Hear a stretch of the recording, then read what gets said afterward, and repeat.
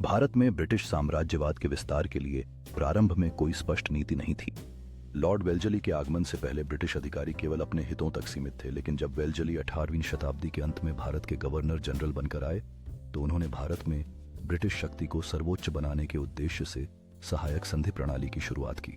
इस नीति का मुख्य उद्देश्य था भारतीय रियासतों को ब्रिटिश नियंत्रण में लाना, ताकि भारत में स्थायी शांति बनी रहे और कंपनी की सत्ता मजबूत हो सके। वेल्जली ने युद्ध और संघर्ष के बजाय शांति और नियंत्रण की नीति अपनाई।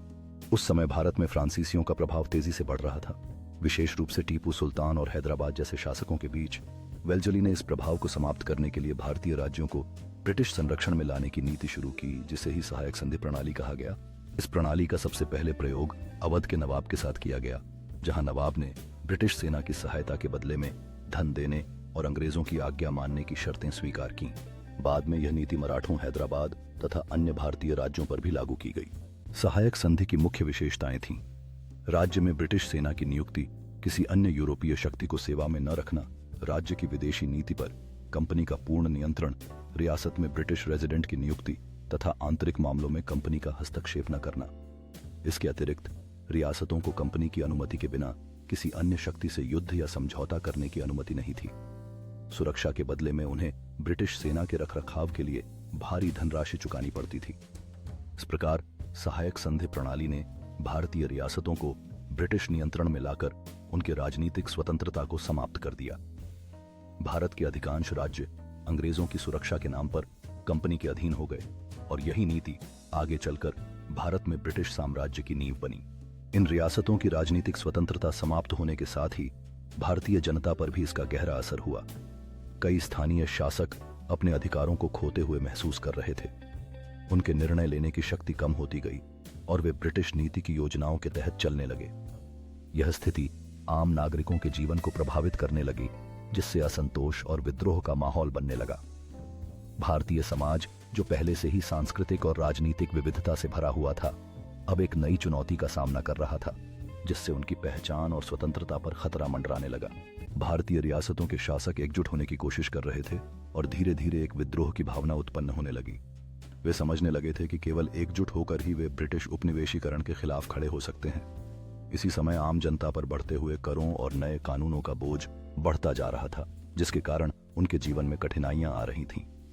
यह सब मिलकर एक बड़े संघर्ष की पृष्ठभूमि तैयार कर रहा था, जिसमें न केवल शासक बल्कि आम लोग भी अपनी आवाज उठाने के लिए तैयार हो रहे थे।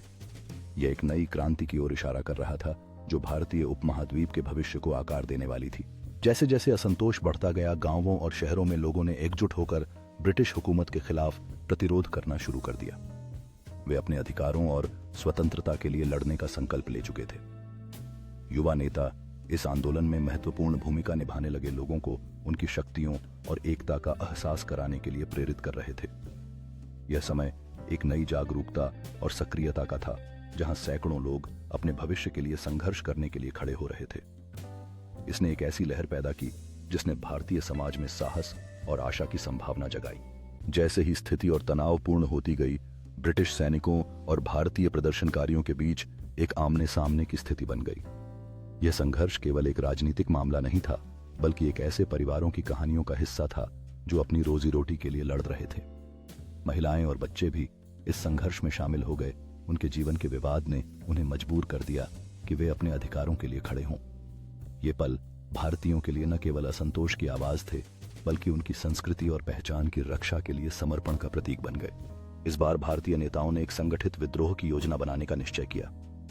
रात की चुप्पी में वे अपने राज्य की स्वतंत्रता के लिए एकजुट होकर काम करने लगे, यह जानते हुए कि उन्हें किसी भी कीमत पर अपनी पहचान को बचाना है।